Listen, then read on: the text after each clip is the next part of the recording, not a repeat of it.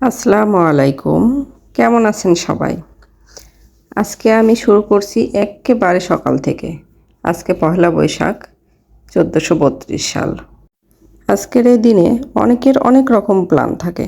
আমার তেমন কোনো প্ল্যান নেই। সকালে উঠে এই তো মসুরির ডাল বেছে নিচ্ছি, খিচুড়ি করব।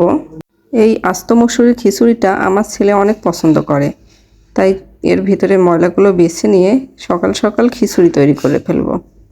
আমাদের মতো আর কে কে এই খিচুড়িটা পছন্দ করেন একটু জানাবেন প্লিজ। খিচুড়ি তৈরি করার পর আমি মাছ ভাজি করলাম। আজকে পুঁটি মাছ ভাজি করলাম, দেশি যে বড় বড় পুঁটি মাছ আছে সেই মাছগুলো। এরপর কিছু ভর্তা করব, সাথে বেগুন ভাজি। এখানে ইলিশ মাছের লেজ ভর্তা করব। এই যে ইলিশ মাছগুলো আমি ভেজে নিচ্ছি লেজ ভর্তা করার জন্য। এর সাথে এই বেগুনগুলো আমি ভাজি করে ভর্তা করব, সেজন্য অল্প তেলে অনেকটা সময় নিয়ে আমি ভেজে নিচ্ছি। সাথে আলু ভর্তা আছে, এখানে দুই রকমের আলু ভর্তা করব। একটা কাঁচা পেঁয়াজ দিয়ে কাঁচা মরিচ দিয়ে আলু ভর্তা করব, আর অর্ধেকটা করব শুকনা মরিচ এবং ভাজা পেঁয়াজ দিয়ে। দুইটা ভর্তাই কিন্তু অনেক মজা হয় খেতে। এটা ছাড়াও কিছু মসুরের ডালের ভর্তা করব। এরপর ডিম ভর্তা করব। এখানে দুইটা ডিম আছে। ডিমটা প্রথমে ছোট ছোট করে টুকরা টুকরা করে নিলাম। এরপর মরিচ, সরিষার তেল, পেঁয়াজ এগুলো দিয়ে আমরা ভর্তা করব। এরপর সব গুছিয়ে গোসল করে একেবারে খাবারটা পরিবেশন করছি।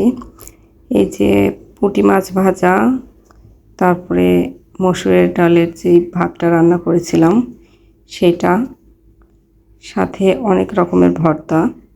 এখানে বেগুন ভর্তা, মসুরের ডালের ভর্তা, ডিম ভর্তা, ইলিশ মাছ ভর্তা, আলু ভর্তা দুই রকমের, সাথে ডেজার্ট হিসেবে সেমাই আছে। এরপর আমরা রেডি হয়ে খাওয়া দাওয়া করে চলে গেলাম একটু বাইরে।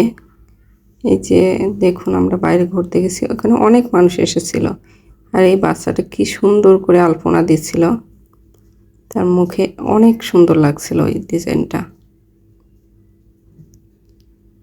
তারপর আমার ছেলেও একটু দিল, ওর মুখে শুভ নববর্ষ লিখেছিল। আলপনা দেওয়ার শেষে আবার উনি গ্লিটার দিয়ে বেশ সুন্দর করে দিয়ে দিছিল।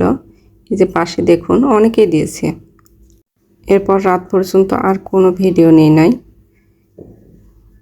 এরপর রাতে দেখুন কি সুন্দর একটা পরিবেশ, আল্লাহ পাকের অশেষ রহমতে, সাথে ঠান্ডা বাতাস আর রহমতের বৃষ্টি, মাশাল্লাহ।